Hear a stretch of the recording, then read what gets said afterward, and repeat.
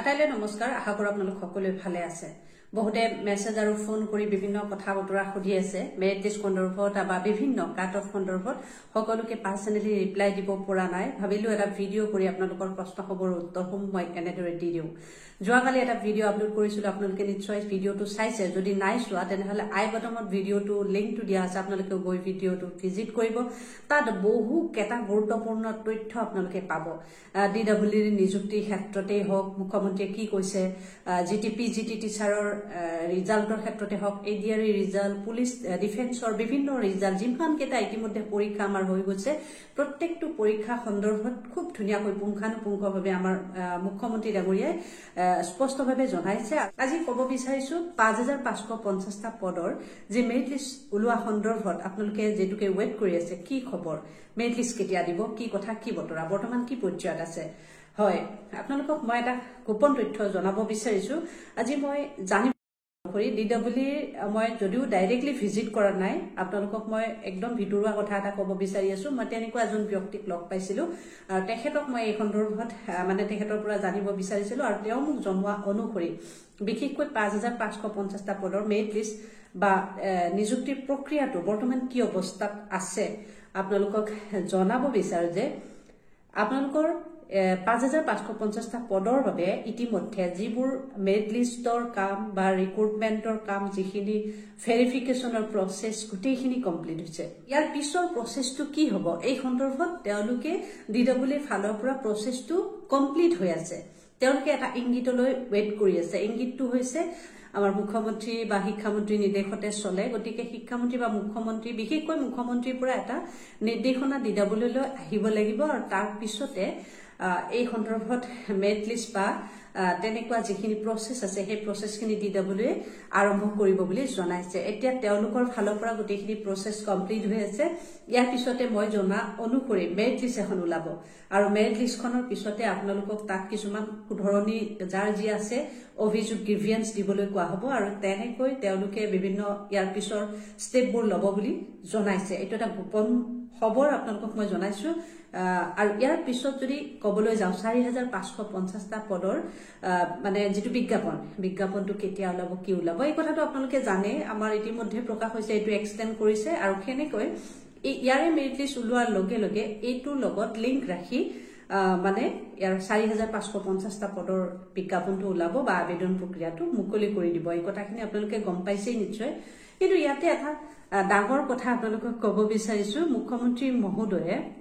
মহোদয়ক বক্ৰ পথেৰে চাকৰি দিবলৈকে বিভিন্ন জনে মুখ্যমন্ত্ৰী মহোদয়ক টানি অনুৰোধ কৰিছিল আৰু মুখ্যমন্ত্ৰী মহোদয়ে তেখেতসকলক কি ৰিপ্লাই দিছিল মই আপোনালোকক দৃশ্যাংশ দেখুৱাম মুখ্যমন্ত্ৰী মহোদয়ে আপোনালোকক জনাব আৰু আপোনালোকে তেখেতৰ মুখৰ পৰা শুনিলে বেছি কথাখিনি ভালকৈ বুজি পাব খুব এটা আচৰিত বিষয় যেটো সময়ত ভতে মুখ্যমন্ত্ৰী মহোদয়ে স্বচ্ছ নিকা পদ্ধতিত নিযুক্তি দিয়াৰ কথা যিমানে প্ৰচাৰ চলাইছে বা কামবোৰ কৰিছে ঠিক তেনে মুহূৰ্ততে একাংশই মুখ্যমন্ত্ৰী মহোদয়ক অনুৰোধ কৰিছে যে বক্ৰ পথেৰে তেওঁলোকক চাকৰি এটা লাগে ইয়াৰ ৰিপ্লাই হিচাপে আমাৰ মুখ্যমন্ত্ৰী মহোদয়ে কি জনালে আপোনালোকক মই সবিশেষ শুনাব বিচাৰিম আৰু দ্বিতীয় কথাটো হৈছে আমাৰ এডিআৰই ৰিজাল্টটো কেতিয়া দিব আপোনালোকে গম পাইছে এডিআৰই ৰিজাল্ট 7 মাৰ্চত দিব আৰু জিটিপি জিটি টিচাৰৰ বা আমাৰ ডিডব্লিউৰ যিখিনি নিযুক্তি প্ৰক্ৰিয়া 5550টা পদৰ যেটো নিযুক্তি প্ৰক্ৰিয়া বা জিটিপি জিটি নিযুক্তি প্ৰক্ৰিয়া বিশেষকৈ শিক্ষা বিভাগৰ নিযুক্তি প্ৰক্ৰিয়াৰ কথাখিনি আপোনালোকক সবিশেষ মানে একুৰেট আপোনালোকে জানিবলৈ পাব 11 মাৰ্চৰ পিছত 11 মাৰ্চত এখন তেওঁলোকে ৰিক্ৰুটমেন্ট কমিটি যেটো আছে সেই কমিটিৰ মাজৰ পৰা তেওঁলোকৰ বৈঠক হ'ব মুখ্যমন্ত্ৰী শিক্ষামন্ত্ৰীৰ লগত আৰু সেই বৈঠকখনত এই বিষয়ে শিক্ষামন্ত্ৰী মুখ্যমন্ত্ৰীক জনাব ৰিক্ৰুটমেন্ট কমিটি আৰু তাৰ পিছতে জল পটকৈ স্পষ্টভাৱে কথাবোৰ আপোনালোকক জনাব মুখ্যমন্ত্ৰীয়ে বা আপোনালোকে জানিবলৈ পাব যে 11 মাৰ্চৰ পিছত কেতিয়া শিক্ষা বিভাগৰ গোটেইখিনি নিযুক্তি প্ৰক্ৰিয়া কেতিয়ালৈ সম্পন্ন কৰা হ'ব কেতিয়া ৰিজাল্ট দিব কেতিয়া কি কৰিব গোটেই স্টেপ বাই স্টেপ কথাখিনি আপোনালোকে 11 মাৰ্চৰ পিছতহে জানিব পাৰিব আপোনালোকক মই পঞ্চাতে জনাম আমাৰ চেনেলটো আপোনালোকে যদি সাবস্ক্ৰাইব কৰা নাই এতিয়াও সাবস্ক্ৰাইব কৰি ল'ব যাতে এনেকুৱা ইনফৰমেশনবোৰ লগে লগে আপোনালোকক জনাব পাৰো মুখ্যমন্ত্ৰী মহোদয়ে পুনৰ এটা গুড অপৰচুনিটি দিছে যে এডিআৰই এক্সামৰ যিসকলৰ পৰীক্ষা বেয়া হ'ব তেওঁলোকক পুনৰ চান্স দিয়া হ'ব মানে পুনৰ চান্স মানে এই বছৰৰ শেষৰ ফালে পুনৰ বিজ্ঞাপন প্ৰকাশ পাব আৰু তেওঁলোকে আবেদনৰ বাবে সুযোগ পাব তেওঁলোকক কি বুলি উৎসাহিত কৰিছে কি কৈছে আপোনালোকে নিজেই শুনক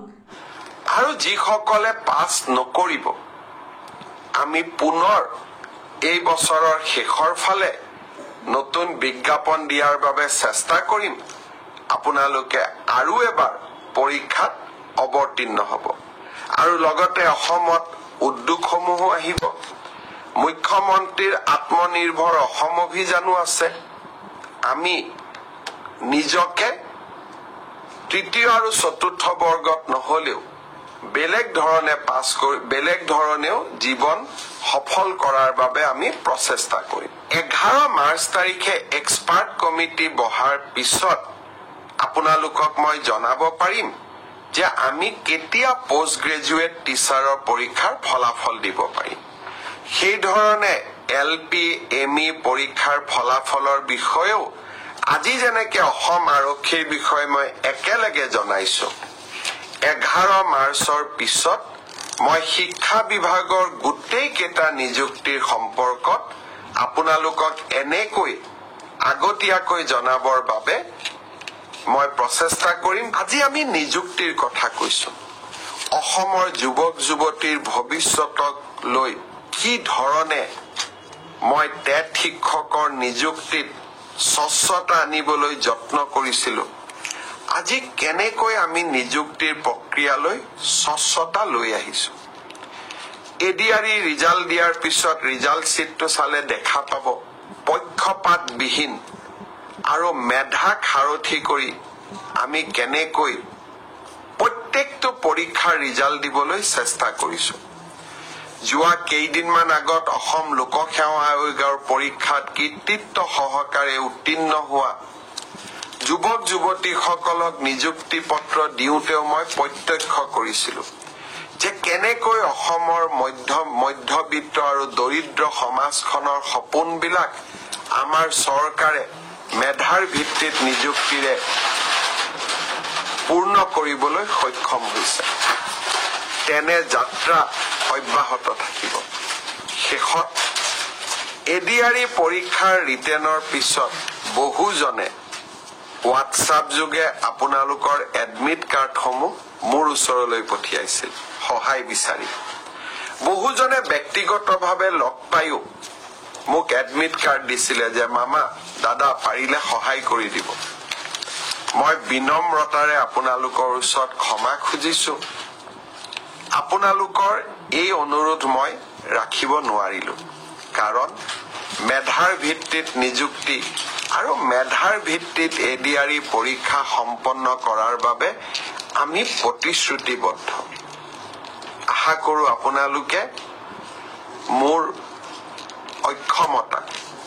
আপোনালোকে বুজি পাব আৰু আপোনালোকে মোক যেন কোনো কাৰণে বেয়া নাপায়